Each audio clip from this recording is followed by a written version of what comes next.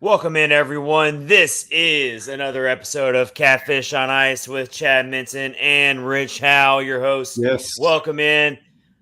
I know everybody's upset right now because last night, that was a train wreck. We've only seen a few of those all season. I look back at the Montreal Canadiens game where the Preds lost really badly. I think the Preds lost to the Blackhawks earlier this season in a pretty bad game. They lost to Seattle once before. Yeah, but that was the start of the season, Rich. That's We're not true. going to hold that against them. I don't count That's that true. one. But last night, I mean, they jump ahead 2-0, but that was a complete fall apart disaster. Train off the rails, whatever you want to call it. It was bad. Chad, what are we going to do with this team? I don't know, man. I got no answers for you. But we're gonna try to figure it out tonight in episode 110. How about that? I'm like, can't live with them. Can't ship them off to Quebec. No, we're not gonna ship them off. That would never happen, Rich. So normally I have my jersey like right here as a backdrop. I'm so mad at him. I left it all the way back. Is that how mad you are? I'm mad.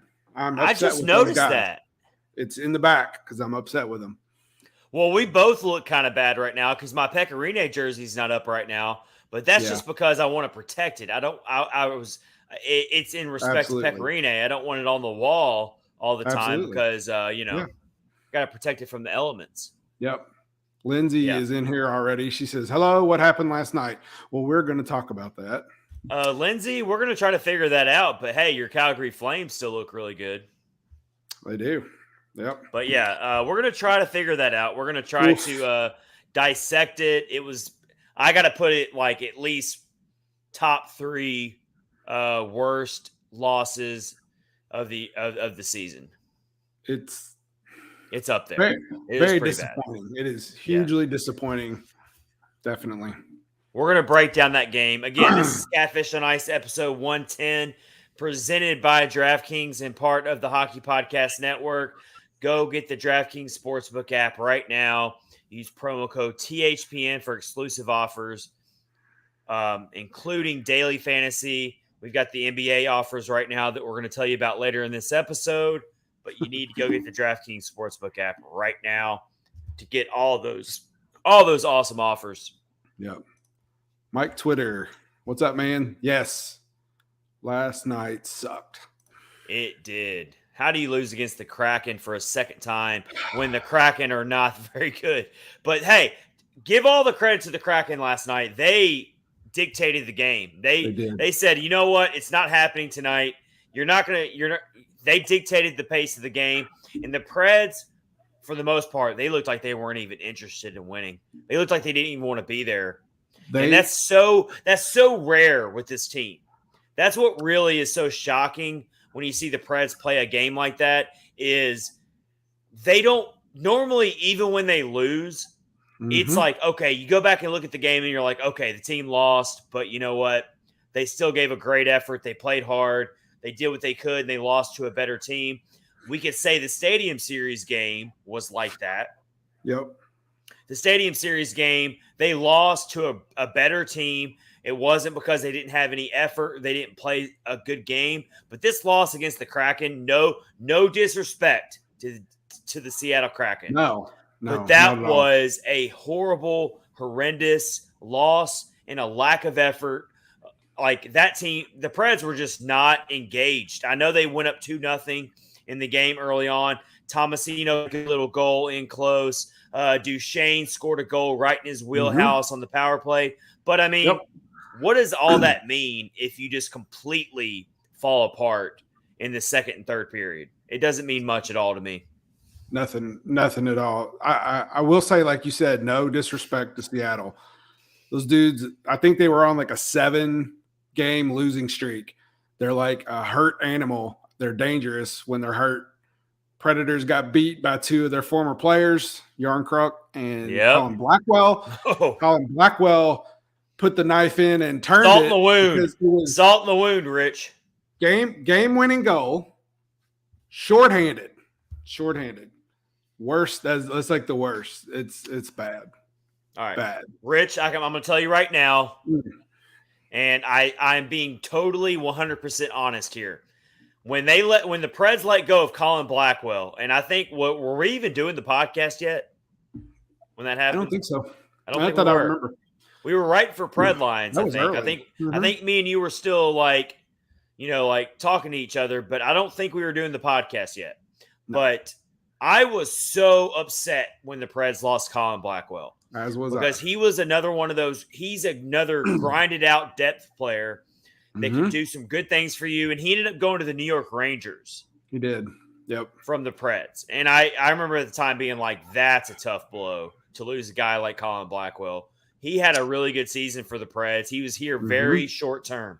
But then Cal Yarncroke, we love Cal Yarncroke, but man, he rubs that salt in the wound in that game last night. But yeah, the Preds, they were just like, I give the Seattle Kraken credit, but like it was like honestly, like the Preds were not interested in even like playing a hockey game. Yeah. Yeah. It was started off awesome. Great start. Third period, man, they gave up 3 goals in like 3 minutes. It was some kind of crazy. Yeah, that obviously never happened since their first year in the league or whatever. And then this is the worst thing of the whole night. The Predators only had 3 shots on goal for the entire third period. That is, I don't even know. I got Rich, nothing. Hey, Rich, you've already got me like fuming right now thinking about it. Let's save it for our opening face-off. It's going to be the main segment of the podcast. Right. Let's tell everybody what else we have in store tonight on Catfish on Ice. This is episode 110. We're going to get you through it. We're here for you right now on this Thursday night because we're not happy about last night. The Preds, they are trending in the wrong direction. We all kind of felt good coming out of the Stadium Series game because they beat the Panthers. They beat the Stars on Pecorine night. They put up a good effort in the Stadium Series against the Lightning, but then you're going to turn around and lay this dud of a game, honestly, is what I'm calling it, and you're right in the middle of this wild card race. I mean, the Stars are 1 point behind you. The Stars are actually in the other wild card spot right now. Yes.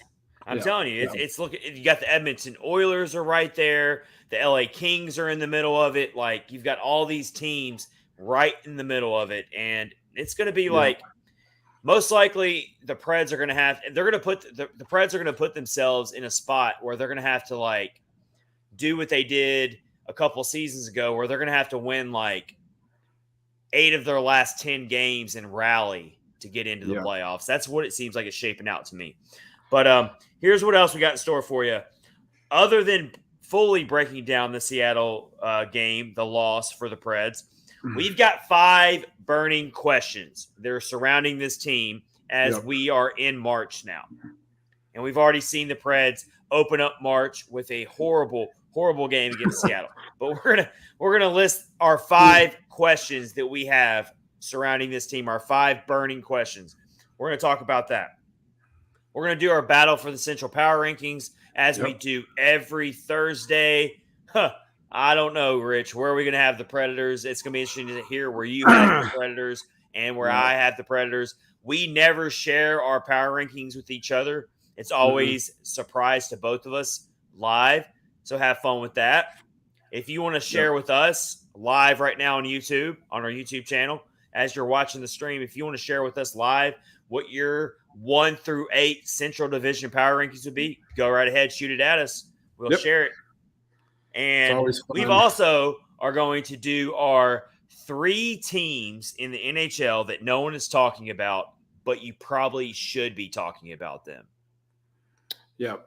There's definitely some that don't seem to get much attention that are playing really well. So yes. So we're going to look at a broader outlook of the NHL, not just look at the Predators. I would have said 2 or 3 weeks ago before the All-Star break that the Predators would fit into that category of a team that's doing really, really well and no one's talking about them. But I'm not going to put them in there now. No, they've because they're disappointing. They're disappointing right now. Yes, that's for sure. And we're gonna introduce a new segment. We always like to bring you new segments to this podcast. Yeah. We're always trying to keep the creative juices flowing on this show. That's what we try to do. We try to make it fun for everybody. We try to be an escape for all the terrible stuff that's happening in this world right now with the ongoing assault on Ukraine. And our hearts are with the Ukrainian people. And Absolutely. It's getting scarier and scarier by the day. And all I can tell all of our listeners right now that are listening to this podcast, we are all in this together. We all stand with the Ukrainian people. We all clearly see the atrocities that are going on in Ukraine right now. Civilians, children, you're seeing bombs hit like civilian targets. And it's very scary right now. Yep. And even though we are a hockey podcast, I just want to tell everybody that if you're listening to this podcast right now, we're here for you. You can tweet at the show at Catfish Ice. You can tweet myself or Rich Howe if you ever need someone to talk to. We are all in this together. We care about all of our listeners. We care about all of you as humans, fellow humans. And so we're doing this podcast because we want to be an escape to all of our listeners and all the people who might come across this podcast. We want to be an escape from the crazy and horrible things that are happening in this world right now. So we're going to do that tonight. But we also want you to know that it's a very scary time and we're right here with you. You can tweet at the show anytime. You can tweet me. You can DM me if you want. You don't even have to know me personally. We can talk about it. We can be there for each other. Yep. Absolutely. But here's how we're going to end this episode. We are going to tweet. We're going to talk about some funny things that we came across on social media. And we're going to turn this into a normal segment on the show. We're going to bring it up from time to time on episodes. We're just going to share funny things we came across on social media. Things that can get everybody laughing, loosen up everything. We need more of that in this world right now. And so we got two really good ones that we came across. We're going to save it for the end of the episode. So suspense. We're going to try to keep you suspenseful here.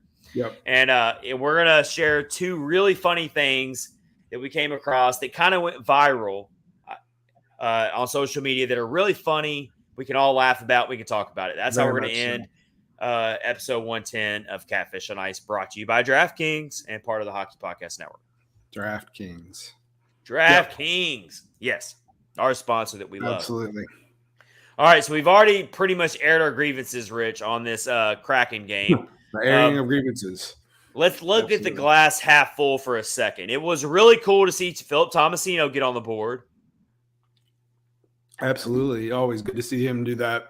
And it was a really good goal because of the sense that the Preds kind of fought for position. They got control of the puck kind of behind the net in deep. And of all people, unbelievable. Michael McCarron kind of found Tomasino in a perfect spot. It was kind of a bad, unlucky bounce that Chris Dreiger didn't really have a chance to stop. So it was kind of a lucky goal in a sense. But I'll give some credit to McCarron for at least finding the puck and trying to feed it to Tomasino for that goal. Absolutely. And with that goal, the captain, Roman Josi, scored his 500th career point. I'm so glad you brought that up, Rich, because that is a huge milestone. Very massive milestone for him. So congrats to the captain. Captain, I'll send him. I'll call him later and tell him congrats personally for us.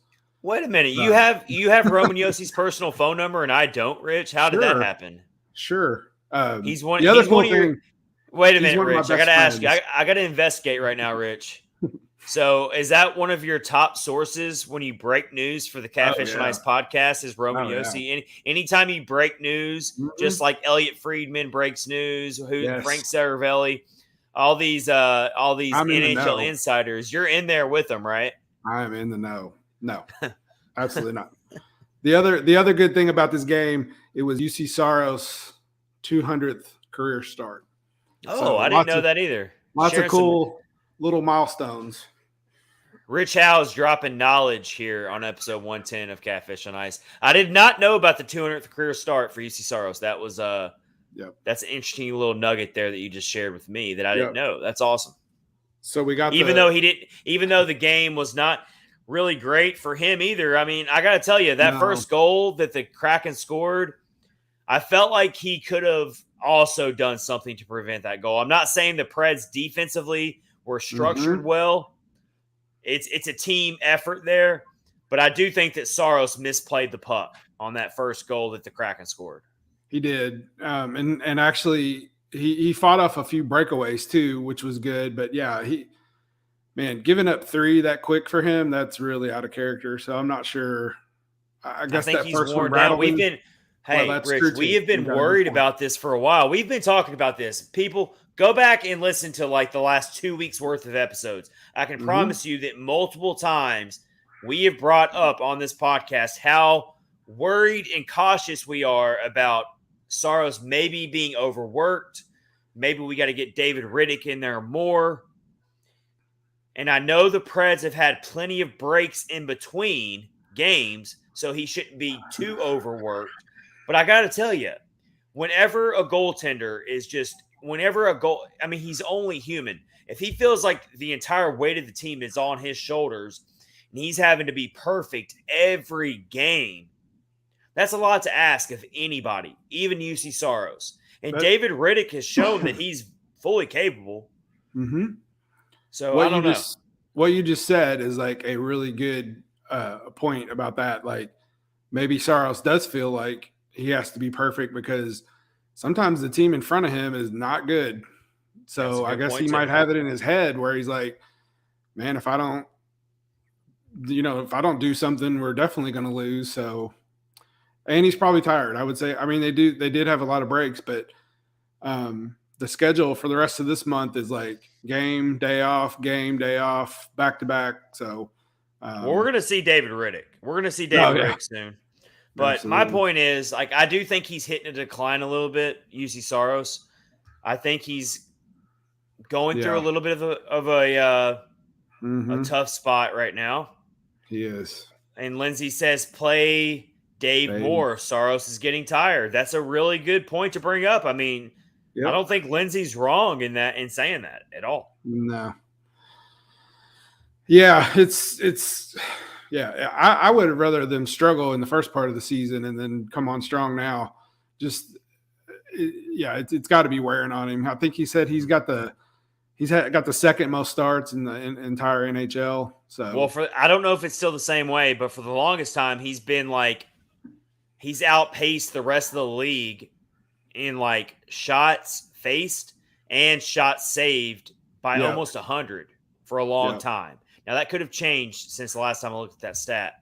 But he's facing a huge barrage every night. Yep, definitely. Lindsay says if you got both your goaltenders going, it definitely benefits. Yes, it does. So if I can get Dave some more starts and get him even more comfortable than he was the last time he played, it'll definitely help him. I agree. We're going to definitely see David Riddick more this month. Okay, and so, the Preds go up 2-0. Matt Duchene gets a power play goal, and it was one of those goals where, I mean, Roman Josi fed him because that's what Roman Josi does. Roman Josi is just a great all-around player, as we know. Yep. And Matt Duchene's in his wheelhouse. He is just I mean, he's just like target practice, almost like a shootout style goal. And he did have a defender kind of on him, but he was like right there for the wrister. And the way Matt Duchene's playing this season, he's going to bury pucks like that. It is really, we're kind of trying to be glass half full about this game right now. And that's the way the game started, was glass half full. The Preds were up 2-0. And this second goal that put the Preds up 2-0, Matt Duchene was in his wheelhouse. But let me say something about this goal. I cannot promise you, if we went back to last season or when Matt Duchene first started with the Preds, that he would have taken that shot. No, he would have tried to make the extra stick move, or he would have tried to like be too fancy. He would have maybe tried to make a fancy pass to another person. But the way he is just like, you know what? When I get in these moments, I'm going to shoot and I'm going to score. Yep. And so that's pretty much where the positivity of the game ends for the Preds. But I will say that was a really awesome goal to see from Matt Duchene as he continues to have a resurgence type of season, trying to live up to that Mhm. contract, and Yep. he's done it. I mean, he's done it despite the team's success. And so Magic Shaney ends up scoring 2 goals actually in this game. He scores later in the game to tie it up at 3 after Mhm. the Preds fell behind and gave up 3 unanswered goals, like Rich was saying, in such a short amount of time. But then that's when Ridiculous. Colin Blackwell, another former Predator player, Yep. puts the Seattle Kraken up for good on a shorthanded goal in the third period. Yeah. So when they were obviously the Predators were on the power play, they had the puck behind Saros. I'm pretty sure it was Philip Forsberg had it, and Yanni Gord just came around and like took the puck from him. Was it that play? I can't remember. Well, Yanni Gord's a good player, first of all. Yeah. Like, Oh yeah, I definitely. like him a lot. I remember when I found out the Seattle Kraken got him, I was like, wow, that's a strong. Yeah. I know they haven't been anywhere near as good as what people thought, and they Yeah. haven't come close to being what the Mhm. Vegas Golden Knights were. The Seattle No. Kraken have definitely followed the path of normal expansion teams. Yep. But Yep. Yanni Gord's a good player. He's very good. He's a very good player. He's a good He's piece for them.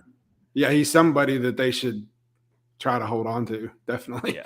Out of all the guys, I would say he's one of the ones. But I don't. Maybe it wasn't that goal, but Forsberg had the puck behind Saros, and somebody just took it straight from him. Forsberg did not have a good night. Like, and we don't get to say that we haven't had to say that very often this season. But you don't get to say that. maybe at all. I mean maybe individually it was one of his worst games of the season. Mhm. I'd be interested to see what he would say about that if someone asked him. But it's just not going to get it done, Rich. And we're seeing this so often now. The No. Preds only managed 22 shots on goal. I don't care who you're playing. I don't care if you're playing the Arizona Coyotes. Yes. You're not going to win games getting 22 shots on goal. Absolutely not. Because you're still facing NHL caliber goaltenders, and you're still facing NHL caliber defenders. Now, some teams are way better than others, but the perfect example is against this Seattle Kraken team. You only get 22 shots on goal. I'm sorry. You're not going to win many games at all with 22 shots on goal. No. And you're not definitely going to mount any kind of comeback shooting 3 shots for an entire period. And did you see the way this game ended was a perfect illustration of how the Preds could not figure anything out. When they pulled, they couldn't even figure out how to pull Josi Saros to get the extra skater. You're right. He couldn't get out because the Kraken were just smothering them. They were just like all over every loose puck. Well, there was one section where the commentators were like, Saros was like looking at the bench and like skating over there, but nobody called him. Like there was an opportunity where he could have went off, and they didn't do it. I don't know what happened. So that was really strange. I don't know what was going on there. I think at that point they were done anyway. I mean, you want to hear something else crazy about this game, and there's another reason why you look at this stat here and you think there's no way you lose to this game. If I would have told you, Rich, going into this game that the Preds were not going to give up a single penalty, they were going to commit a single penalty in this game, and they're playing the Seattle Kraken, and they're going to score the first 2 goals of the game. Yep. But they're still going to lose to the Seattle Kraken. You would have told me I was literally insane if I told you. You would have said that's never going to happen in a million years.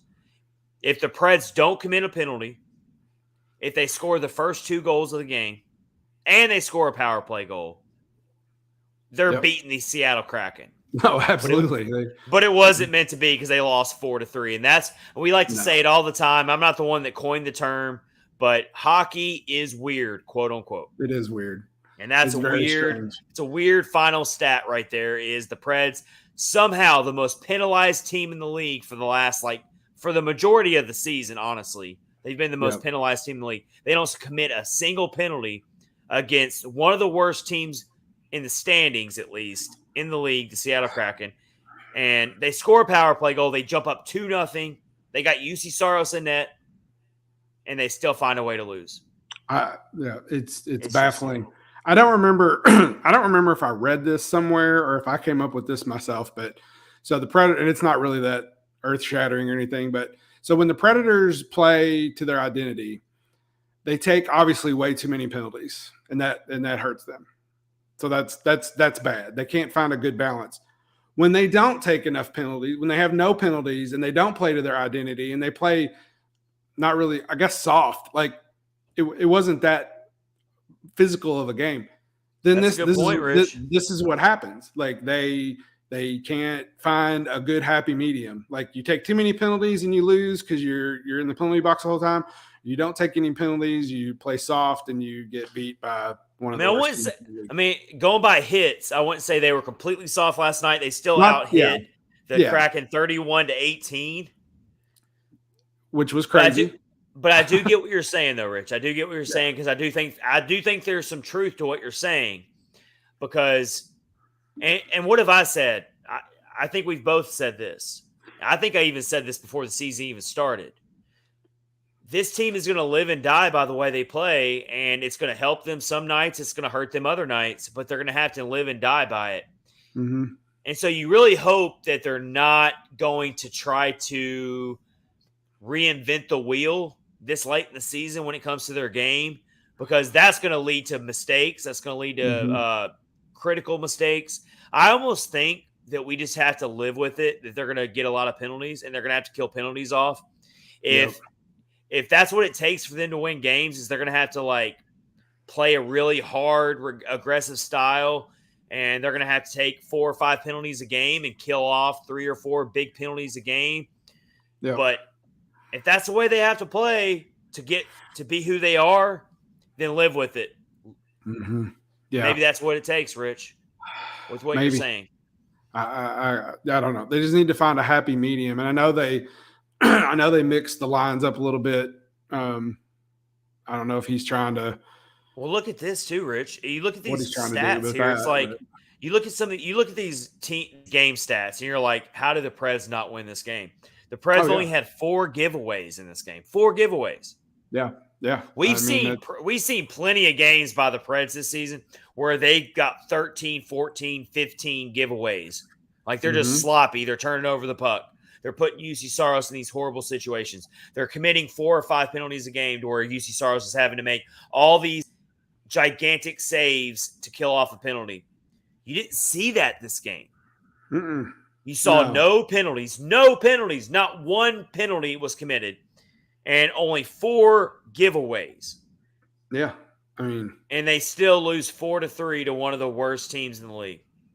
No disrespect to you, Seattle, but by the standings, you're towards the bottom. So it's like it just really blows your mind. It boggles your mind. It frustrates you, but it is what it is. The face-off percentage, Predators 63%. More blocks. They had more block shots or blocked more shots. I'm telling you right now, this team better turn the page quick, and they better figure out a way to, I don't know, do something, because if they drop another one to San Jose, another team that is, you would like to think the Preds should beat them. Maybe. you hope they can. If they don't beat San Jose, they've got some big problems, because that's going to put them behind. Well, because then you got after that, the schedule gets really difficult. You got Dallas, Anaheim, St. Louis, and Minnesota, 4 games in a row. Yeah. Even if the Preds beat San Jose, that 4-game stretch right there scares the crap out of me. Oh, absolutely. Because that 4-game stretch right there, Dallas, Anaheim, St. Louis, Minnesota. Actually, let's call it a 5-game stretch. Dallas, Anaheim, St. Louis, Minnesota, Pittsburgh. Yeah. Oh, yeah. If they somehow go 1-4 in that stretch, or even 0-5, then they might be done. I think they might be done too. I'm looking at the standings. So Minnesota was on a 4-game losing streak. They actually won tonight, so they're actually 3 points above Nashville right now. Dallas is 1 point behind. Only 1 point, and they're in the second wildcard spot right now. And the top 2 have completely pulled away. Colorado's so far ahead that if you're a NASCAR fan, they've already lapped the field. Yeah. But like St. Louis, 17. Yeah. but St. Louis is also starting to build a lot of distance. So at this point, if you're a Preds fan and we're right here with you on this, you're just hoping they can figure out a way to get a wild card spot. But even now, that's not looking very good. So it's not. If they don't turn things around, like you said, if they go win one of those 5 games, bad spot, very bad spot. Definitely. All right. We don't mean to be negative here for all of our Preds fans that are listening tonight, but we are objective on this podcast. And it's just not looking good. We're telling you right now. There's still some time to obviously figure it out. They're still in the wild card. They've shown us in the past that they can bounce back from bad games. They just did it when they played the Florida Panthers and the Dallas Stars to end the losing streak. So I'm not saying that it can't be done, but I'm telling you that this is about as do or die as they can get right now for this season. Yeah. Going down the stretch, because you look at the rest of the division. We're about to do the power rankings for the division. You look at the rest of the division, and the rest of the division seems to be trending up, except for Chicago and Arizona. But the rest of the division seems to be trending up, and the Preds are fading. Like, they're going the wrong direction right now, where the rest of the division, like the Dallas Stars and the St. Louis Blues and the Minnesota Wild, they're all going forward. They're all trending forward. So, I mean, I'm telling you, they got to figure it out. Yeah, so Nashville is in the first wild card spot. Dallas is in the second spot. The only thing that separates them, Dallas has a game in hand. The Predators have one more overtime loss. No, that's the wrong way. Never mind. It's because of the game in hand. Yeah, if they get the game in hand, then that's what it is. Never mind. Forget what I just said. It's okay. I was up late last night. We'll forgive you, Rich. We'll forgive you. Yeah. Let's get to our next topic here of Catfish on Ice, episode 110, brought to you by DraftKings with Chad Minton and Rich Howe. I got to show you this real quick. So real fast, we talked about Calle Yarncroc scoring on the Predators and Colin Blackwell, and then Mike Twitter gives us this. There's a Craig Smith hat trick watch. Just scored his second goal tonight. Smitty. Woof. I love Smitty. I miss him so much. Another player that the Preds should have never let go. Yeah. Yeah. You're really trying to put me in a bad spot tonight, Rich. And make me think about former Preds. Yeah. That's absolutely right. All right. So our next topic here tonight is our 5 burning questions surrounding this team as we enter March. We're already in March. Preds have already opened March with a very ugly loss. Don't like it. But we've got our 5 burning questions. You can also read my article on predlines.com covering this exact topic if you want to go check it out. But let's get into it. Question number 1, Rich. Are the Nashville Predators deep enough for the playoffs? And the preface of that question is, if they make the playoffs, are they deep enough? Is their roster deep enough? Okay. Or do you think that you think that even if they make it, they're destined for another one and done? Oh, you made it to 6 games, so we'll give you a pat on the back, kind of like we did when they played the Hurricanes this past year. Is that kind of what they're destined for? Or do you think that the roster we look at right now, the roster where we love a lot of these players, Tanner Jeannot, Yakov Trenin, Colton Sissons, they got some depth pieces, obviously. But this is a real question. This is why we call it a burning question. Are they actually deep enough to get over the playoff hump and go past the first round for the first time since 2017-18 when they won the President's Trophy? So if they can hold on to a wild card spot, you're going to get Colorado, like right now. You're going to get Colorado or Calgary, right? If the standings hold, I think the Pacific the Pacific Division is very up for grabs for first place, though. It is. I agree. Good luck with either one of those teams. I'm just saying. You've got so the Pacific Division is crazy though, because you've got 4 teams in the Pacific Division that could all win it. You've got Edmonton, LA, Anaheim, and Calgary all within 6 points of each other right now. Yeah. Vegas as well. Still in Oh there. yeah. How did I leave out Vegas? So you got 5 teams, right? Yeah. Am I counting wrong there? Is there 5 teams all that close to each other? Anaheim has 61 points and Calgary has 70. Okay. So I shouldn't have thrown Anaheim in there. My apologies. Anaheim was the team I shouldn't have thrown in there. So you've got 4 teams within 7 points of each other. You've got 5 teams within 9 points of each other. Yep. Yes, absolutely. Man, the way the Predators are playing right now, I do not think they're deep enough. Look at the contrast between the Central Division and how widened the lead is. So in the Central Division, you got Colorado with a 14-point lead over the next place team, second place team. So you got 14 points. I'm about to blow your mind, Rich. In the Pacific Division, you've got 6 teams within 10 points of each other. But in the Central Division, you got a 14-point gap. 14 points between first and second. Yep. That's what I mean. That's wild. The Predators draw Colorado. I don't see how they make it out of that. I would hope that they wouldn't get swept, but man, the way they're playing. If the Preds draw Colorado in the first round, then we're all going to say, hey, pat on the back. You made the playoffs. Good for you. Let's start thinking about next season. Absolutely. But we got to get there first. But so here's Missy joined us. I like to see some magic happen and the Preds win every game from here out and scare the rest of the league.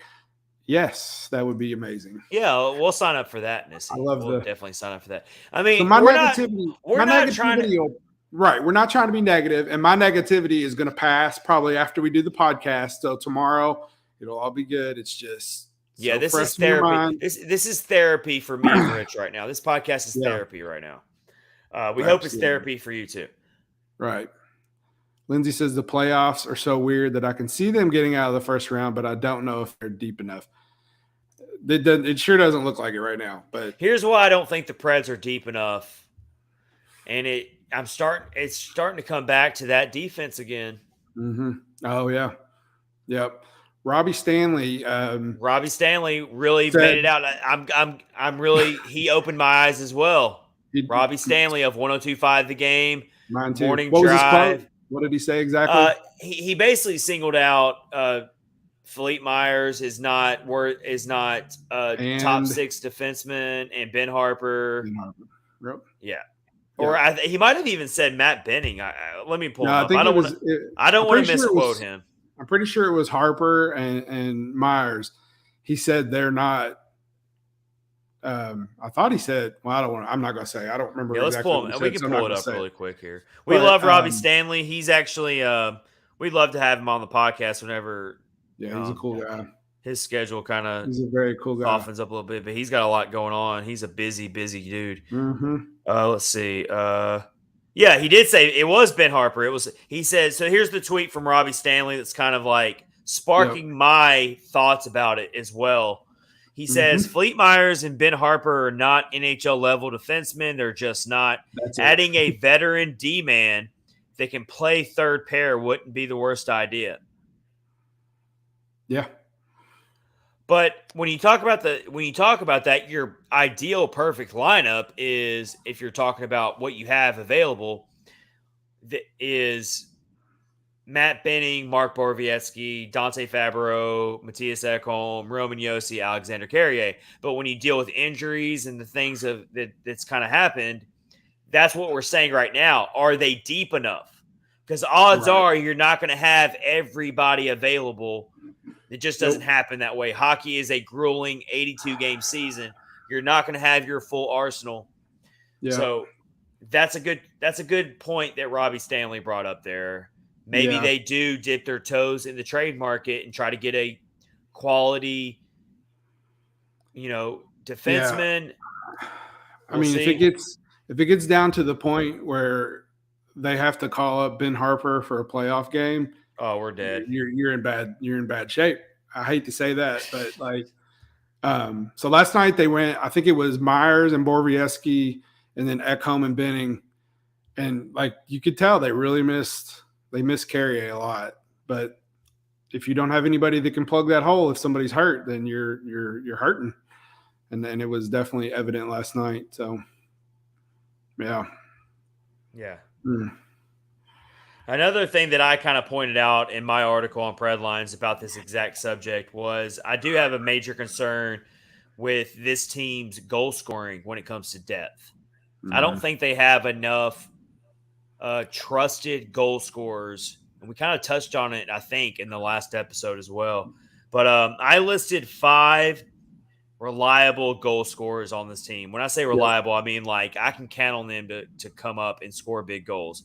Philip Forsberg, Matt Duchene, Roman Josi, Yakov Trenin, and Tanner Jeannot. Yep.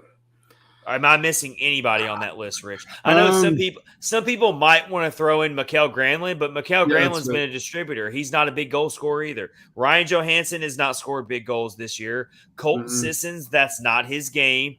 He is not a goal scorer. Don't you dare call Michael McCarron a goal scorer. I mean, like, Ellie Tolvanen has been snake bitten all season.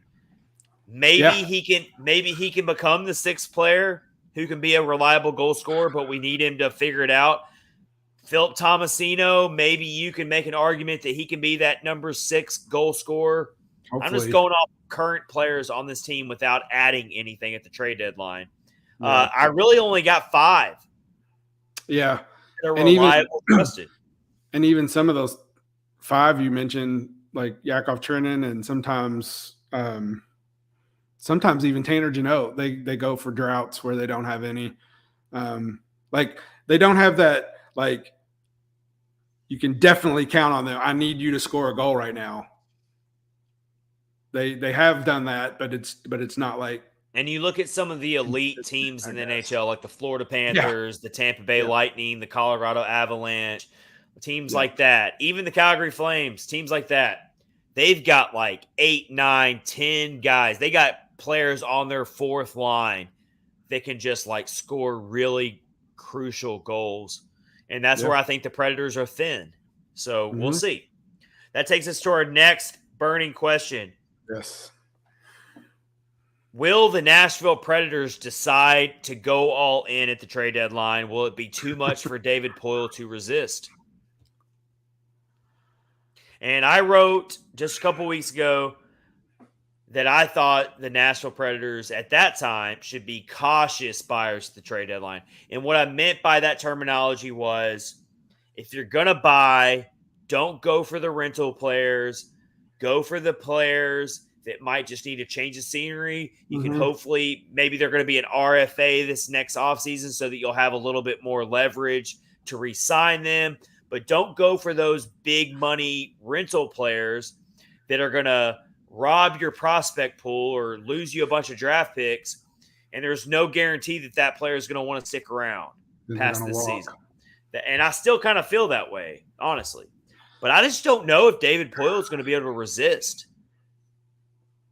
Well, yeah, I mean, if you ask this question after these next 5 games, then we'd have a better picture, obviously. But as of right now, I don't know. I would hate for them to mortgage the future, like you said, to try to get just to lose in the first round anyway. Just to lose, or if something happens and they don't even make the playoffs, then could you imagine, man? If they lost a really good, let's say they traded away a coveted prospect like an Afanasyev or a Jeremy Davies, or just throw out any prospect you care about, and you bring in some rental player that has a lot of star power, and it's like, and the Predators get a lot of national headlines like, oh, the Predators just went all in. We see it all the time, that terminology. They went all in, you know? And let's say the Predators go out and sign some massive trade deadline target. They get a lot of headlines. Everyone's talking about it like, oh, the Predators, they're serious. They're putting all their chips on the table. And then the Predators lose or they fall short of the playoffs. that would be a disaster for David Poile. It would be horrible. So last night on the during the game, one of the intermissions, the TNT crew, it's like Rick Tocchet, Anson Carter, Wayne Gretzky, they were all on there. And they went around and asked them, like, what do you think the Predators are going to do at the trade deadline?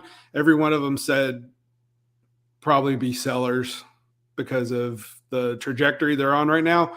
Wayne Gretzky said, I think David Poile is smarter than me and he's going to figure it out. So, well, I like that. Pretty diplomatic answer. I don't think they're going to be sellers either, though. I think they'll just. No.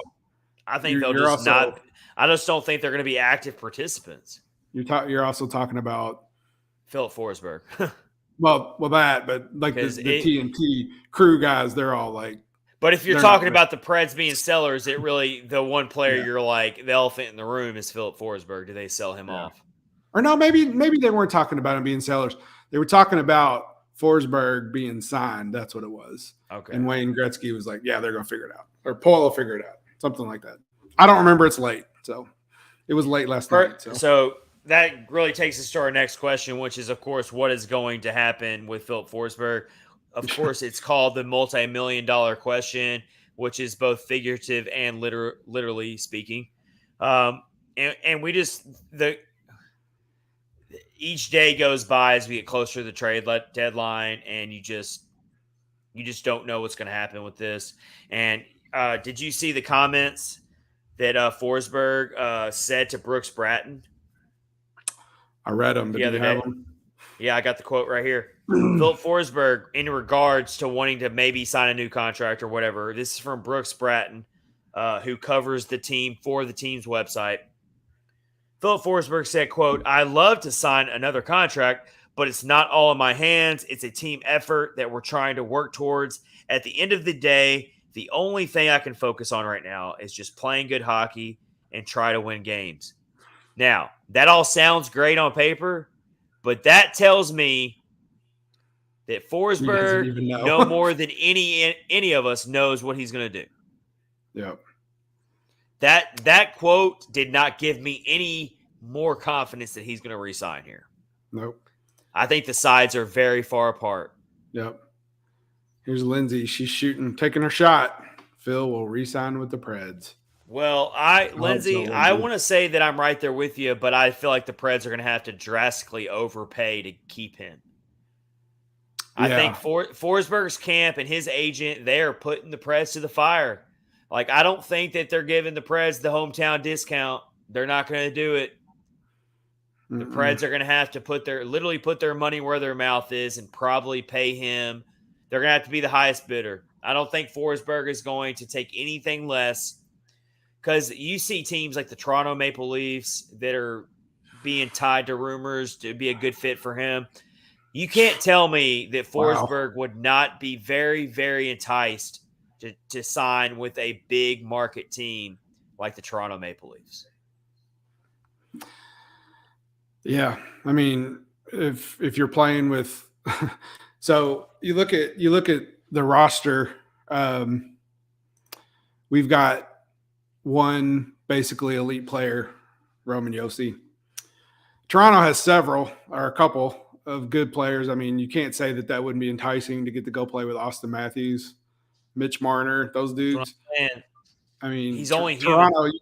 You can say what you want about them and how they can't get out of the playoffs, but like they're still a really dangerous. They're kind of like the New York Yankees of hockey. Like, they've got that aura about them. They've got and you just. As much as I truly think that Forsberg loves Nashville and he wants to stay with this franchise, but you can't tell me that he's not going to be very, very tempted to take the highest bidder. And if the highest bidder ends up being the Toronto Maple Leafs and not the Nashville Predators, you can't tell me that Forsberg is going to look at those two offers and think, I'm going to take less money because I love Nashville so much, and not go play for the big market Toronto Maple Leafs or the big market. I mean, you could throw any team in there, any big market team that goes after him.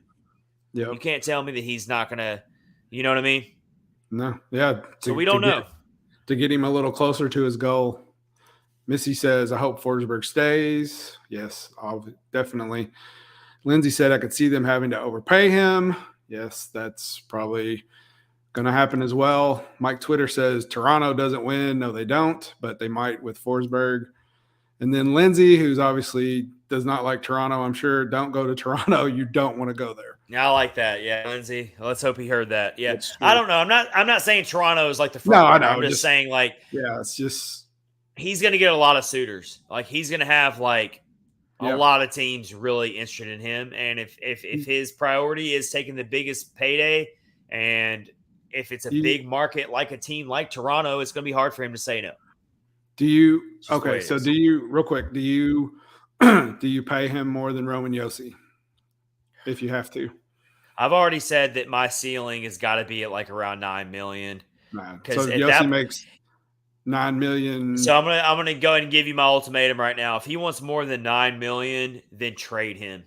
Yeah, I would tend to agree with that. I don't see how you can pay him more than Roman Josi. Because I'm sure he wants something comparable. I'm sure he wants something comparable. Here's the deal, though. If you offer him $9 million and he doesn't take it, then at least you can come out and say, "Look, we tried to keep him. We did everything we could, and he just wanted too much." Then at least you look like you tried to keep him.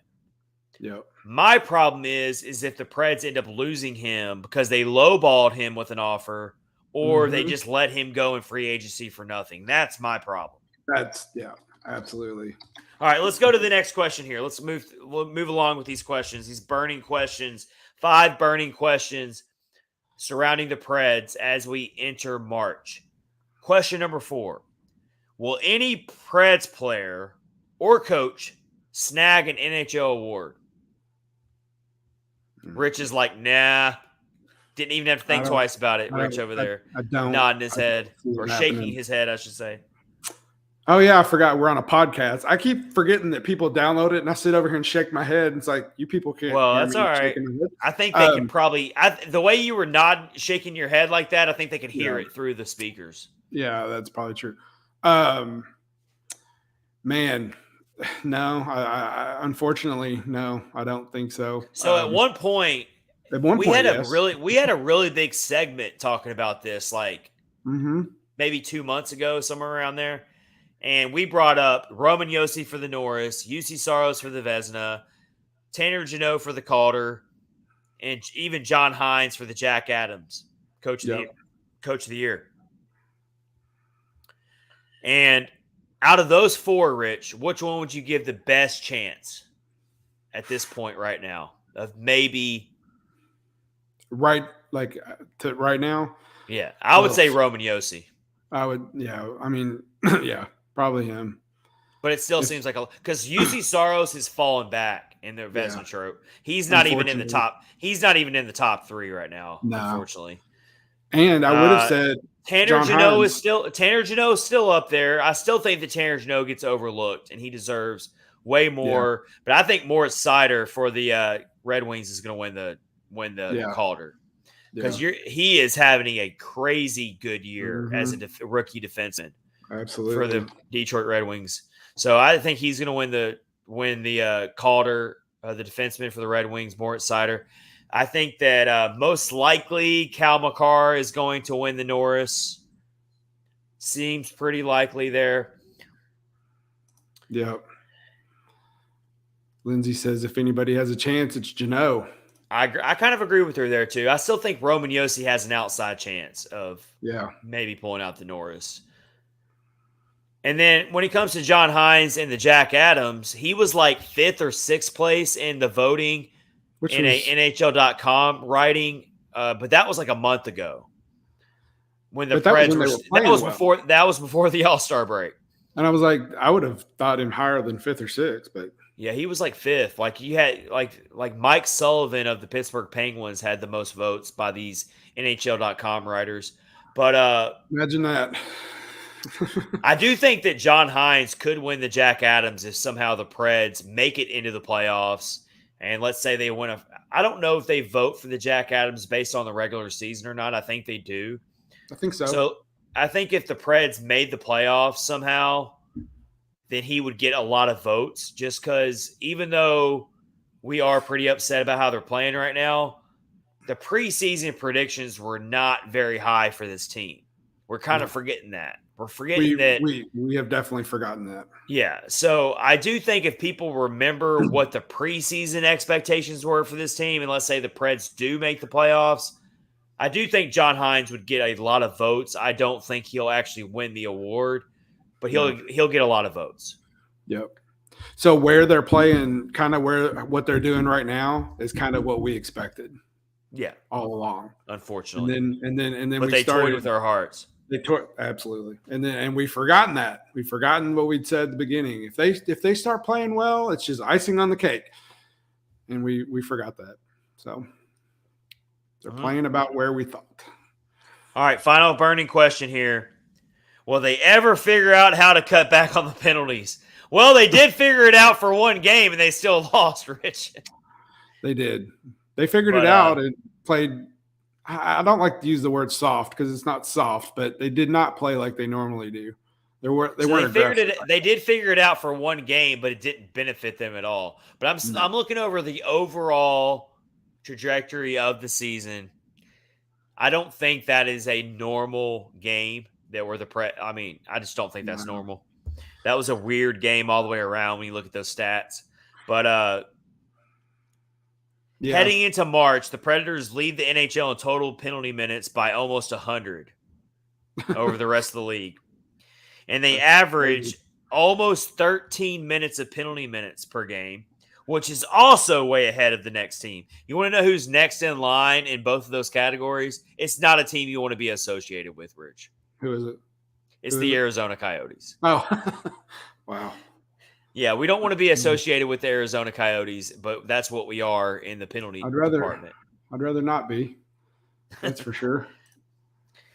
So we've already kind of touched on this, but it's still a burning question that I listed out of our 5 here is my thing is if the Predators are going to somehow figure out a way to not only make the playoffs, but maybe get out of the first round for the first time in 5 years, the only way they're going to do that is if they figure out a way to manage their penalties because it's not going to work out well for them if they have to play a team like the Colorado Avalanche or the Vegas Golden Knights, the Calgary Flames, or any of these teams. And it doesn't even count for the playoffs. It actually counts for the teams they're going to be going up against to make the playoffs.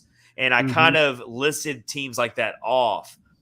And I brought up teams like the Minnesota Wild, like the Dallas Stars. Like these types of teams are really good on the power play. Yeah. Yeah. So, I mean, you got to figure out a way to cut back on them. Got to figure it out. But you also and of course, and we saw it in the Stadium Series game. That was the Preds were up 1-0, and then they completely fell apart because of penalties and gave 2 quick power play goals up to Tampa Bay. They could have won that game. Yep. So they could have. They played Tampa Bay really well. But yeah, those penalties just. But to answer this burning question, I do not think they will figure out a way to cut back on the penalties. They are who they are. At this point in the season, I just don't see it happening. But I don't know. What are you going to do? Those are our 5 burning questions. Let us know what you think about those questions. Let us know what your answers are to those questions if you want to chime in on YouTube right now or if you want to tweet the show at Catfish Ice. Lindsay was asking who's in the Vezina talk right now. Well, I looked up the leaders. Igor Shesterkin. Shesterkin's going to win it. I'll be shocked if he doesn't win it. Freddie Anderson's top up there. Jeremy Swayman. I would say Shesterkin. Vasilevsky is going to be up there again. Well, he's at Vasilevsky. Like if you look at stats right now, he's actually 9th. Really? Yeah.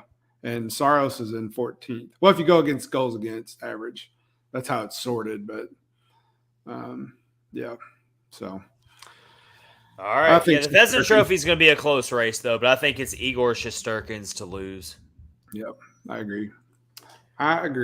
All right, so this is episode 110 of Catfish on Ice with Chad Minton and Rich Howe on the Hockey Podcast Network, brought to you by DraftKings. And guess what? DraftKings has an awesome offer for you right now. Hoops fans, the latest offer from DraftKings Sportsbook, an official sports betting partner of the NBA, is too good to pass up. And what I'm talking about right now is the Between the Legs 360 windmill good. You know, like you used to do back in high school, Rich. Absolutely. I used to dunk on fools. Yeah, I know you did. I've seen the videos, man. You used to like posterize people. That's a lie. I heard you still do it right now at the local playground. Yeah. You're just out there dunking on kids, like When kids that are way shorter than you.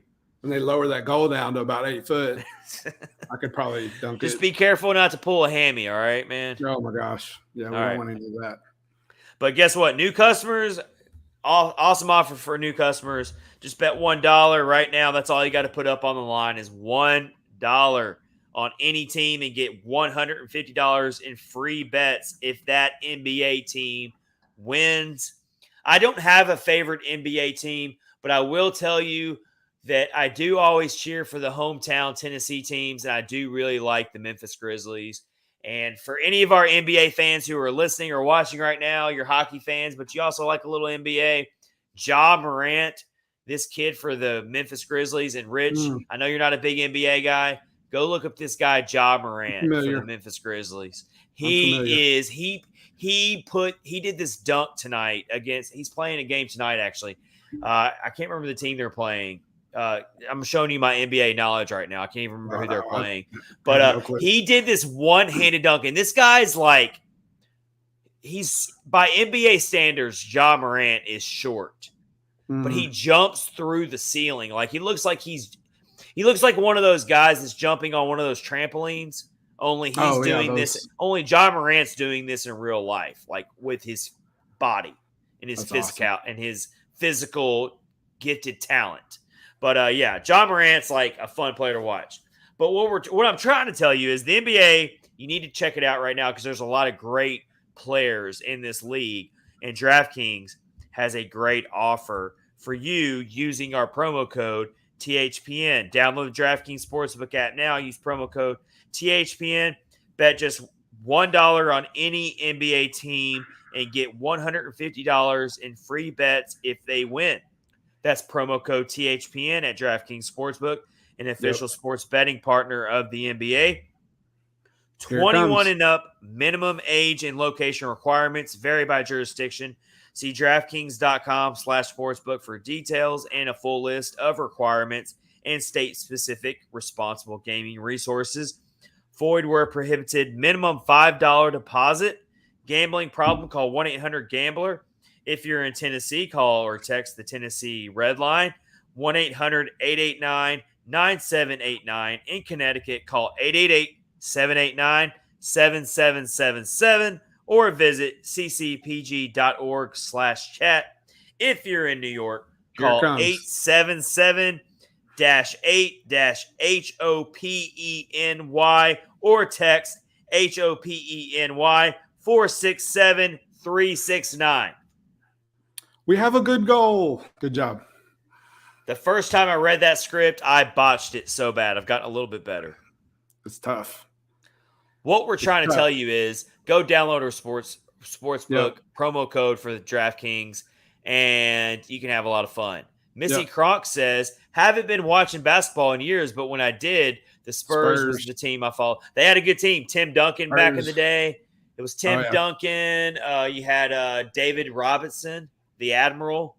Yep. Steve Kerr played for him.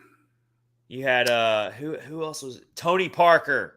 Tony Parker. Yeah, the Spurs were good. They were good. Yep. The NBA, the NBA was my favorite sport as a kid, actually, and I played basketball all through high school. I loved it. But then, I just wasn't tall enough. Yeah. I'm going to blame the Grizzlies used to play in the Bass Pro Shop down there.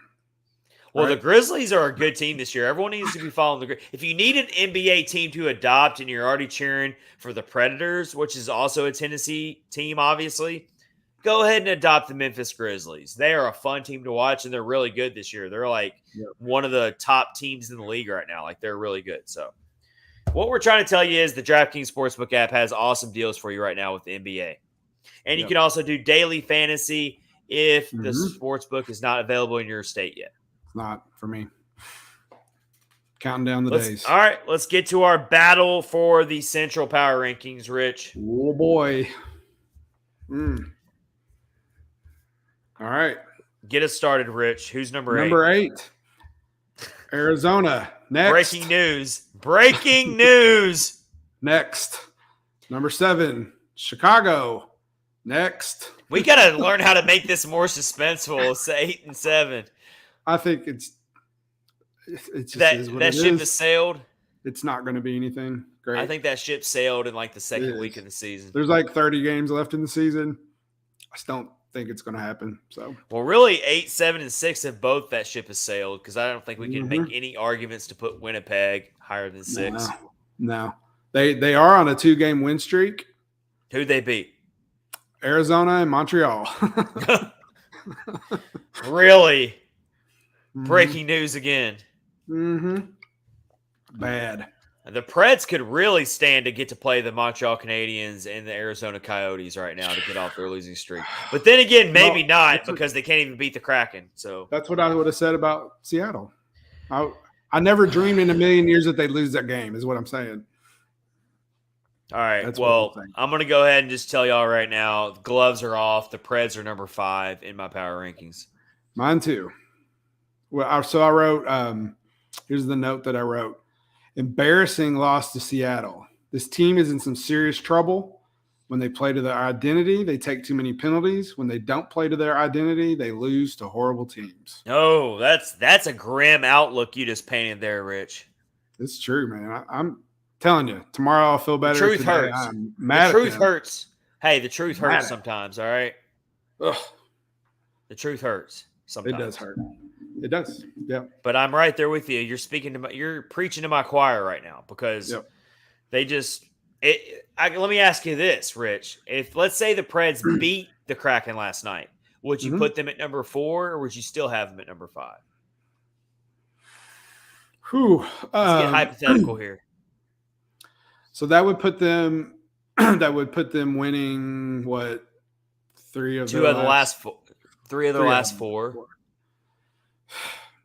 Yeah, probably. I mean, it's so close. It's so close. But they still lost 4 in a row before that too. So it's like they did. Does a win over Seattle really shift you for being number 5 or number 4? I don't know. I'm just playing devil's advocate. No, I know. I agree. I mean, 4, 5, and 6. Well, not 6 anymore. 4 and 5 are the hardest ones, and it's like they're so close. So you don't know. I don't know. Well, lucky for us, Rich, they made it. We're lucky for us. They made it easy on us to put them at number 5 because they lost. They did. Yep. Absolutely. Yeah. They might be 1 point ahead of Dallas in the standings, but they're number 5 right now in both of our books. Yep. All right, so I'm going to actually shock some people again. I don't think you are. I am. All right. I'm actually putting Minnesota at number 4, and I put Dallas at number 3. So did I. Whoa! And we didn't talk about this before. So here's why. So Minnesota, until tonight, they beat Philadelphia, and they actually almost lost the game. Lost 4 games in a row. 4 games in a row. And they were only up on the Predators by 1 point for the 3rd spot. So that's bad. They're up by 3 now. So not good for those guys. I'm telling you right now, Rich, Dallas has awoken.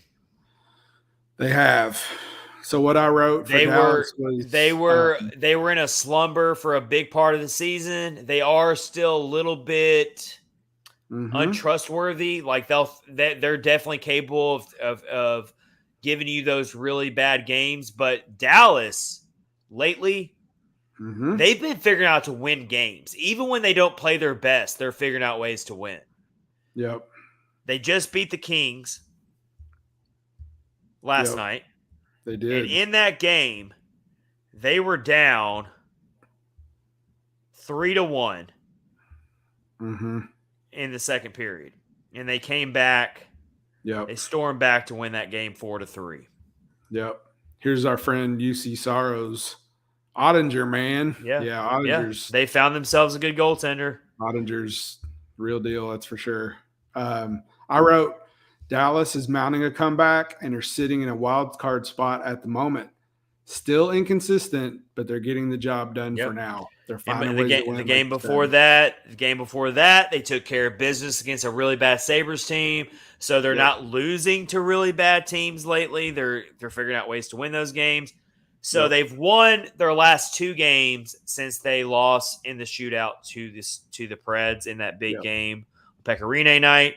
But the game before that, before the Pecorine night, the Stars beat the Jets 3-2. Mm-hmm. So the Stars are just like they're handling business right now. Like more times than often, they are taking care of business.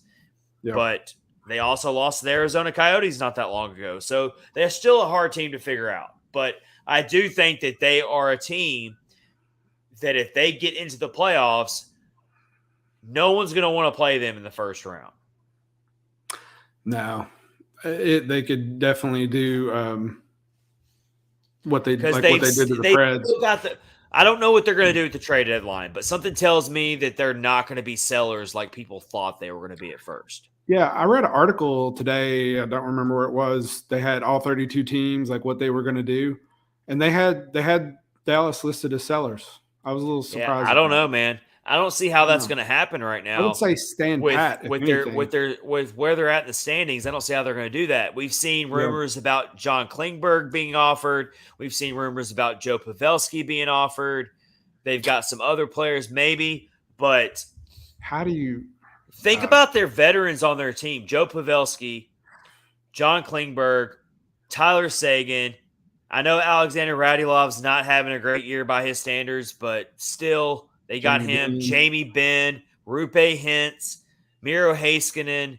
They've got Jake Ottinger in net. They've got the roster. Yeah. Why do I want to like them? Why do I want to like them? And they're just 2 years removed from losing in 6 games in the Stanley Cup to the Tampa Bay Lightning in the bubble. Yeah. In the COVID bubble. So I don't know.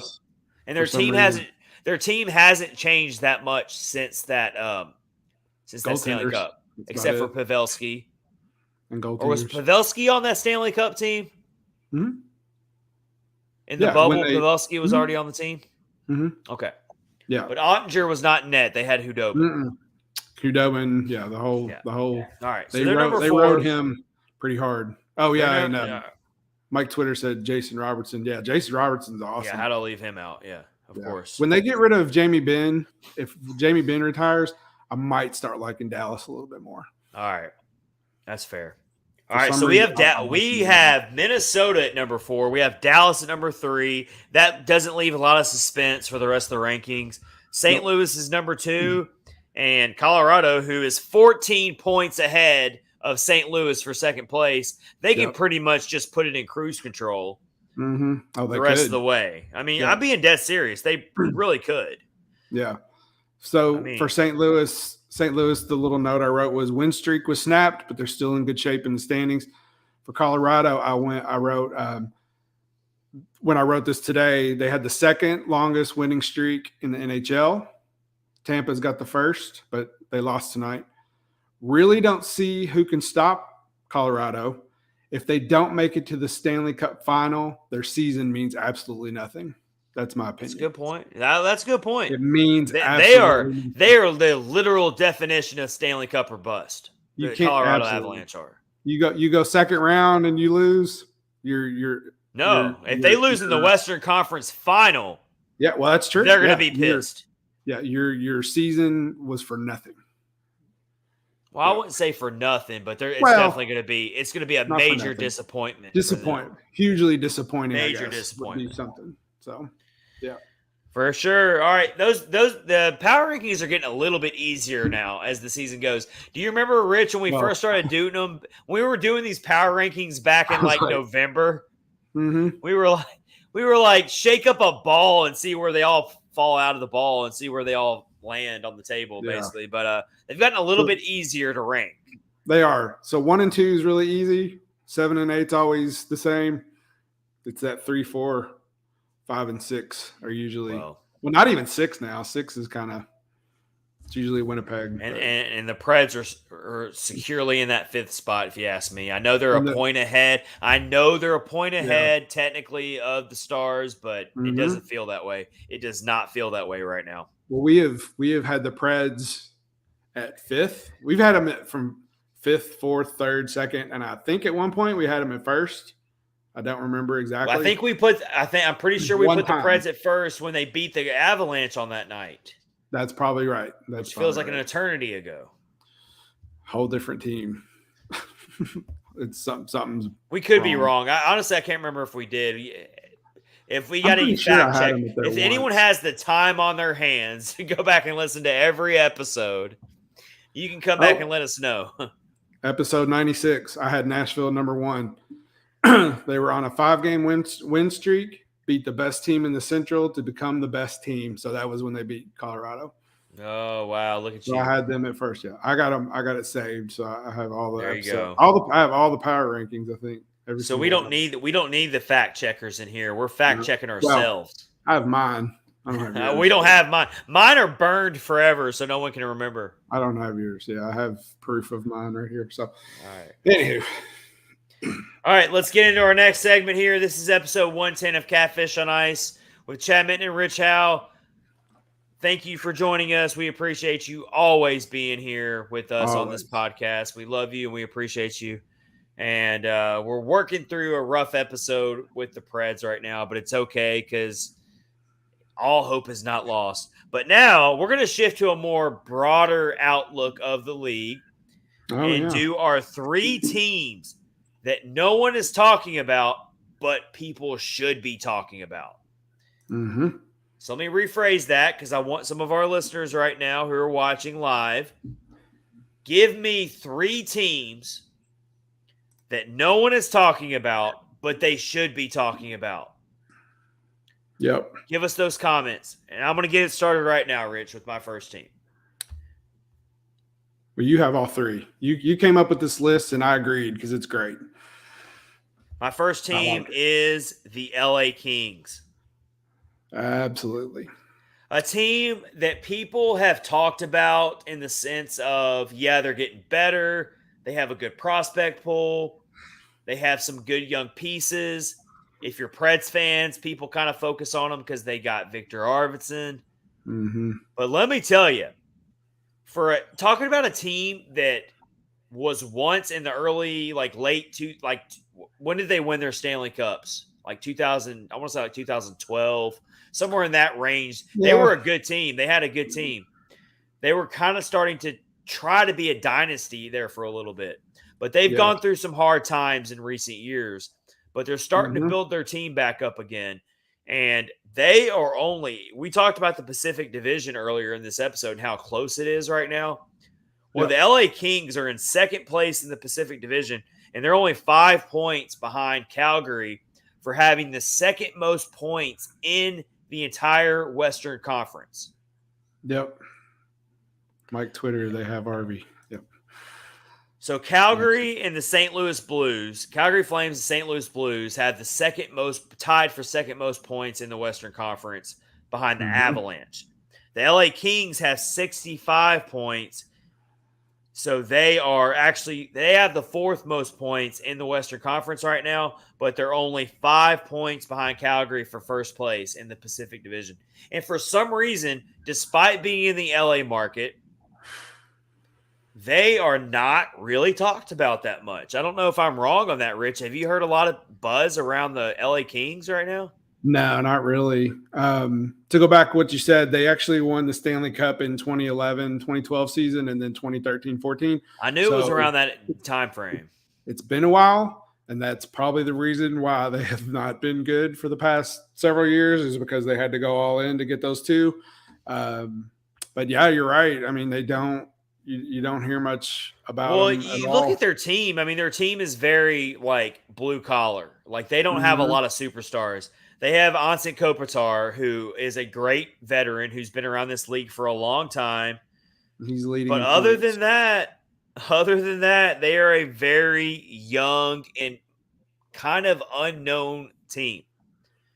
They got Adrian Kempe, who is only 25 years old, leads the team in goals with 25. They got Philip Denault, who is 29 years old, but really has not put together a career that a lot of people think about. Mm-hmm. You got Kopitar, you got Victor Arvidsson, you've got Alex Afalo is a decent player, 28 years old. But you go behind them, you got Drew Doughty, Drew Doughty's the veteran defenseman who's been around a long time. So, yeah, he's a well-known player. But this team is very, very blue-collar. Not a lot of superstars. That's true. And yet they're only 5 points out of first place. And they're only 5 points from having the second most points in the entire conference. So I feel like they should be talked about more. I do. And I think they went through a little spell where they were struggling, but, I mean, they've made a comeback, that's for sure. So, Victor Arvidsson, man, third in points on the team. That's pretty good. He's got 15 goals. He's got 15 goals this season. I'm glad he's having a good season. Arvidsson in 50 games last season for the Preds only scored 10 goals. In 2 fewer games this season, he's got 15 goals. Yep. He's got 10. I don't hate Los Angeles. And he's got 10 more points than this season in 2 fewer games than he did in his last season with the Preds, where he only had 25 points. So 10 fewer points. Yep. Victor Arvidsson also only scored 15 goals for the Preds in 2019-20 in 57 games played. In 48 games this year, he's already got 15 goals. So he has outperformed his last 2 seasons with the Preds already, and he's still got a lot of season left this year. Mm-hmm. So he is having a great first year with the LA Kings. Yeah, I'm glad for him, and I don't hate LA. So my next team that nobody's talking about, and it's a team that I don't want anybody to talk about because I really do not like them. But I have to be objective here because that's what you do when you do a podcast. You got to be objective.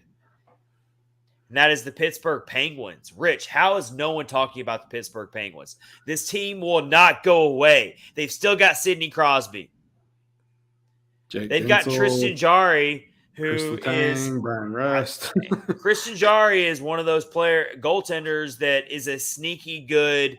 He could maybe finish in the Vezina top 3, possibly. Like, he's having a decent year. Yep. So nobody's talking about the Pittsburgh Penguins, and yet they beat the Tampa Bay Lightning tonight. Did they not? They were winning that game. Oh boy, did they! Oh boy, did they! The last time I checked the score, they were winning. 5-1. It was like 5-1. Wes McCauley. Yeah, I see it now. Wes McCauley threw John Cooper out of the game. So the Pittsburgh Penguins just made a massive statement tonight by beating the Tampa Bay Lightning 5-1. And suddenly the Pittsburgh Penguins they're second place in the Metropolitan Division. They're only 3 points behind the Carolina Hurricanes. Yep. The untouchable, highly touted Carolina Hurricanes, they are only 3 points behind them. And yet somehow I am not hearing a lot of buzz around the Pittsburgh Penguins. No, not really. Mike Sullivan I do think he's a great coach. He's one of the best coaches in the league, as much as I don't like the Pittsburgh Penguins. Yep. Braden Point and Chris Letang dropped the gloves tonight and fought. I saw that. What a random fight match up there. Like, that's not what you see every day. And then the thing I was saying about John Cooper was arguing a call, and he was livid about a call, and he said something that Wes McCauley did not like, and John Cooper got tossed out of the game. And then they went on to lose 5-1. Looking at the points, so Sidney Crosby has only played in 43 games. Like, he's missed 6, like a lot of games. He's still got 50 points and is second in points on the team.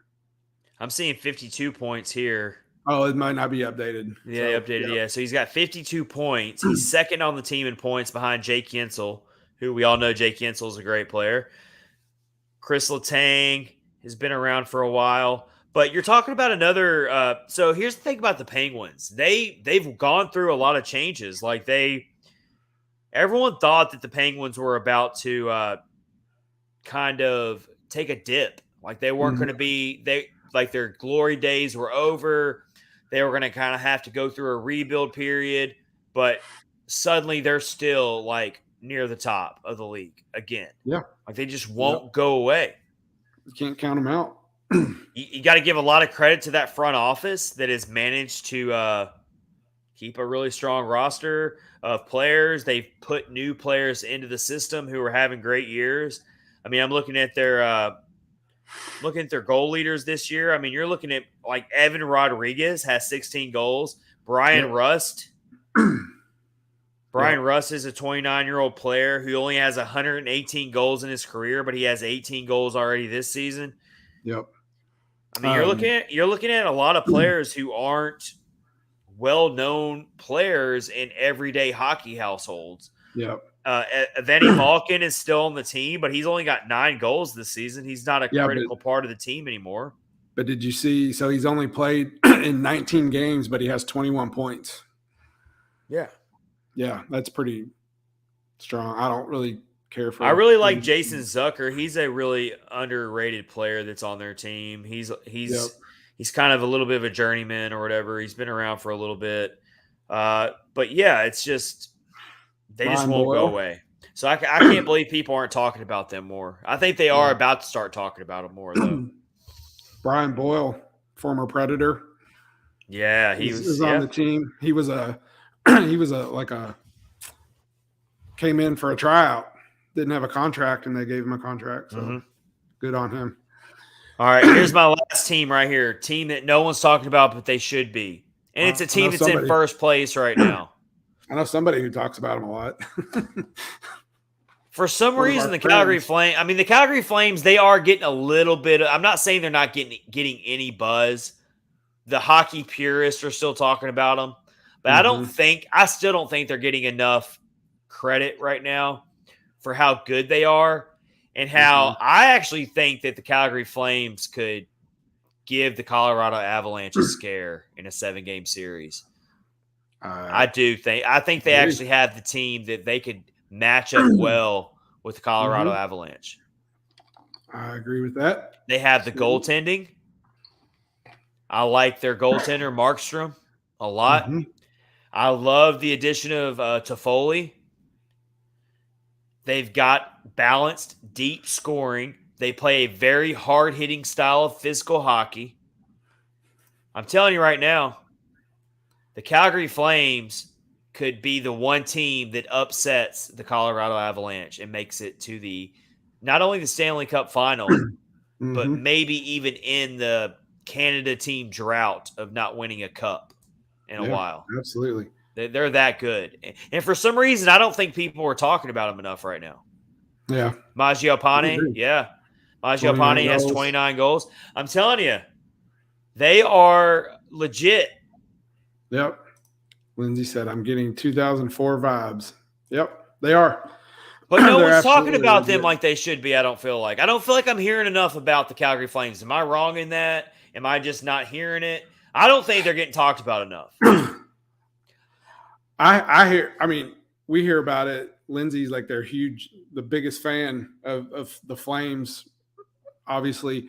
So it seems like the only thing I ever hear is from Lindsay. Like I don't hear anything more. All I hear about in the national media, all I hear about is what's wrong with the Edmonton Oilers, what's wrong with the Toronto Maple Leafs. Oh, the Colorado Avalanche, they win again. Oh, the Toronto Maple Leafs. Oh, the this. Oh, the that. Oh, the Boston Bruins. Oh, the New York Rangers. Because there's these big markets. Oh, the insert any other original 16. Well, it's because there's these big market teams. Yeah. But I don't hear anything about the Calgary Flames like I feel like we should be hearing about them. So they are my number 3 team of 3 teams that no one's talking about, but they should be. So it's the Calgary Flames, the LA Kings, and the Pittsburgh Penguins are my 3 teams in that category for me right now. If you look at the top 3 players from Calgary and the top 3 players for Colorado, their points are very similar. So Nazem Kadri has 68 points. Johnny Gaudreau has 67. Mikko Rantanen has 65. Matthew Tkachuk has 61. I mean, it's just they are so close. Yeah. So close. And I think, those two teams playing would be amazing. That would be, Calgary, Colorado. That'd be. Yeah. Lindsay says outside of Calgary, not really getting the credit. Yep. Calgary is hyped though. So that's awesome. I love to hear that. I would. And then Missy said Calgary has become invisible. I would not have a problem at all with hitching my wagon to Calgary. And it's not just because of Lindsay. Lindsay helps because I want to see her happy. But even if I didn't know Lindsay, I'm telling you, Calgary is an easy team to root for. I like the way they play. Mm-hmm. I really do. I appreciate their style. I like that they're a smaller market team. Everything about them, the Canada aspect of it, I would really like to see a team out of Canada hoist the cup again. I think that'd be really awesome for the league. Mm-hmm. And to see a small market team like Calgary do it would be really cool. So, I'm really interested to see how far they can take it this year in the playoffs. I think they really do have the roster to do it, though. Yeah. So, all right, Rich. Yeah. This has been a fun episode 110, and we're going to end it on a really high note because, again, as we said, it's a really, really scary world right now. A lot of really scary things are happening. We want to stay united, but we also want to, of course, send our prayers and send our hopes and send our thoughts to the Ukrainian people. Anyone who is having a hard time, whether they know someone or not. Mm-hmm. We are all humans in this world. We are all fellow humans, and we're all struggling with what we're seeing in Ukraine right now. And we love to have this podcast and kind of use it as an escape to talk about hockey. But in the end, it's really troubling, really scary what's happening in this world right now. But we are here for our listeners. We love all of y'all. We're going to end the podcast tonight. We're going to do this from time to time on future episodes. We're going to share some funny things that we came across on the interwebs.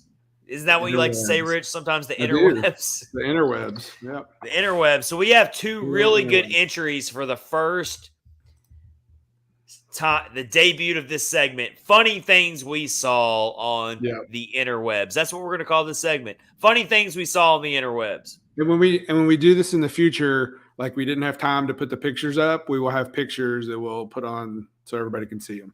But not this time. But we will share who we got the original post from, so you can go and look at it.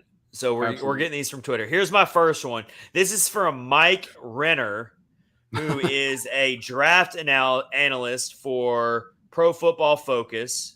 And I just randomly came across this on my timeline. I can't tell you how it ended up on my timeline. Too. But it's really hilarious. It's got 36,000 likes on Twitter, 2,784 retweets at this point. And it's kind of gone viral. And it's pretty funny. It's got a picture. It's got a picture of a shopping mall, and we've all been into a food court at a shopping mall. And there's always the restrooms right perfectly somewhere in that food court because you got to have a restroom in a food court. Trust me. Yep. And it's got a Taco Bell counter in this food court. And then it's got the sign restrooms right next to the Taco Bell counter. You've got some people waiting in line to order their Taco Bell. And the post says, name a more iconic duo, ... I'll wait. And I think the dynamic duo here is the restrooms and Taco Bell. Next to each other. Taco Bell, don't be mad at us. That's pretty solid. I will tell you, I love Taco Bell. Taco Bell is my guilty pleasure, Rich, when it comes to fast food. Love Taco Bell. There's nothing there that I don't like. I try to stay away from fast food as much as I can, but awesome. But Taco Bell is like my kryptonite. Like I can't. And you know what I love about Taco Bell? They'll find a way to make the same menu item, but call it 20 different things. They do. Yeah. I've always joked that they have all of the names on a dartboard and they just throw darts. Yeah. The taco. Here's the triple cheese taco gordita crunch. Burrito. Here is burrito. Yeah. No. A triple cheese taco gordita burrito. Yeah. it's all one item. But when you pull in the drive-thru and you look at the big menu, the big shiny menu with all these lights and pictures, whatever is the biggest picture, and they showcase it and they show the cheese oozing out, you're like, it's like I gotta have that. You're like, I can't look, and you've probably had that same item like a million times, but you still can't get away from it. Yep. Missy says my local mall has the bathrooms opposite end of Taco Bell, but yet the bathrooms are beside a Thai place. That's probably fitting as well. I would say so. Yeah. So Taco Bell, so they used to have like a Mexican pizza. That was like my favorite. Yeah, I remember people getting really upset when they took that off. Well, I heard a rumor that it might be coming back. I saw it on the internet that they might be bringing that back. We can't believe everything you see on the internet, Rich. That's true. But I hope that you're right there. All right. Yep. So, yeah, that was a good one there. That made me really laugh hard when I needed to laugh today when I saw that name of my more iconic duo, I'll wait. And it's a food court with a Taco Bell next to the restroom sign. That was perfect. All right. My other one tonight that I came across, again, share this with us on at Catfish Ice. We'll share them in future episodes. We can do this every episode. We can end every episode on a positive note. All right. This one's funny. This one is from my buddy. I follow Alan Bell on Twitter. He's a really awesome guy. He's with CBS Sportsline.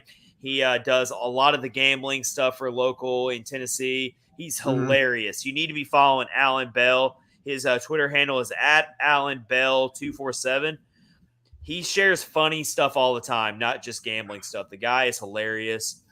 He shares, so everyone knows who we talked about the NBA earlier. Yeah, you got to be living under a rock if you watch sports and you don't. Even if you don't watch the NBA and you don't know who Steph Curry is, who is like the 3-point wizard, who just like the dude, the guy never misses, shoots like 40 feet from the goal and still swishes it every time. But Alan Bell. So Alan Bell found the world's best trash man. Let me just put it that way. You want to talk about somebody who doesn't miss? Yeah, this guy is standing on the other side of a car. I want to say at the end of the car. He's throwing the length of the car and then some. Yeah. Yeah. So there's a trash compactor, like trash truck, who I wouldn't say that trash compactor is at least 20 feet away from him. Maybe 20 to 30 feet. Probably 30, I would say. But the impressive part about what he's doing is he's not even looking. He's like, this is like a no look, like one arm heave into this trash compactor. And it's like, I mean, it's perfect. He's just throwing it right in. Could you imagine? So Alan Bell's tweet was the Steph Curry of trash work. I got to agree. And this tweet, 3.8 million views. 3.8 million views. It's originally from What Is New York. So I'm assuming this happened in New York. Yep. And the original tweet from What Is New York, he said they said the Steph Curry of sanitation. It's got 192,000 likes on Twitter, Rich. 192,000 likes.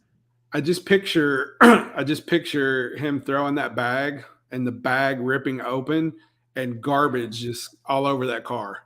So I don't know if this guy has a Twitter or if I'm sure someone has made him aware that he's an internet sensation. But let me just say this right now. To all of our public service workers, whether you're a trash man, whether you're you work in a city government building, wherever you're at, the people who keep our society running. Delivery drivers, those guys. Police officers, firefighters, frontline workers, EMTs, all of those people, including trash people who work. Like, these people keep our communities running, and they don't get nearly enough credit that they deserve. So I hope that this person who went viral for throwing these trash bags into this trash can, I hope that it could, because these people really are important, and they matter, and we care about these people as well. And it's really cool to see something like this. And even like I said, I brought up delivery drivers just for this reason. Delivery drivers, yeah. So around Christmas time, obviously, we usually do most of our Christmas shopping from Amazon or wherever. So my wife puts out a basket, and it's got sodas in it and waters and like bags of chips and like candy bars and stuff. And there's a sign on there. when the delivery driver comes up to the door, it's like, thank you for what you do. Take a snack.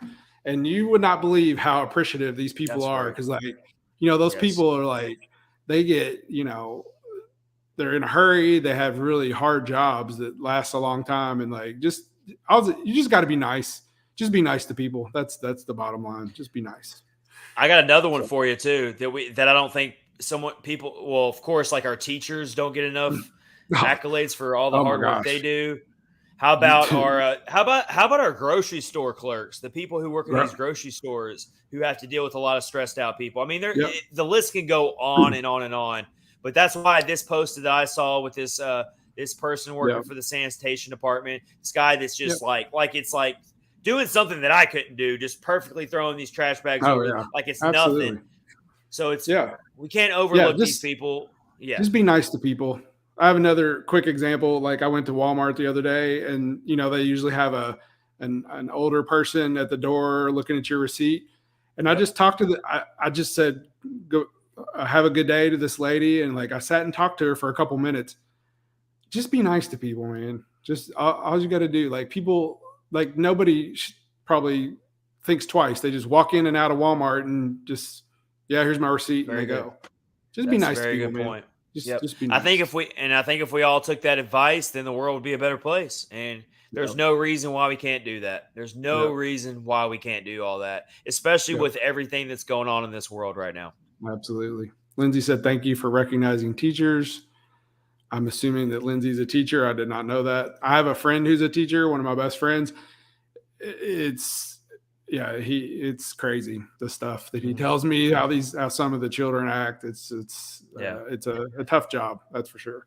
Yep. So what we're saying is, for all those people who are out there working hard to keep our communities going, that's why we really wanted to share that post, because it was also funny, but it was also like, you got to recognize these people because they work hard and they really keep our societies moving, and they don't get all the accolades that they deserve, because we focus on the glitz and the glamour. We focus on the celebrities. We focus on the professional athletes. We're a hockey podcast, so of course we do that. But the people who keep our communities running are who really deserve the accolades and the credit. So we're going to do this segment at the end of every podcast. We're going to try to anyway. We're going to share some funny things we saw, some cool things we saw on the interwebs. That's the new name of the segment.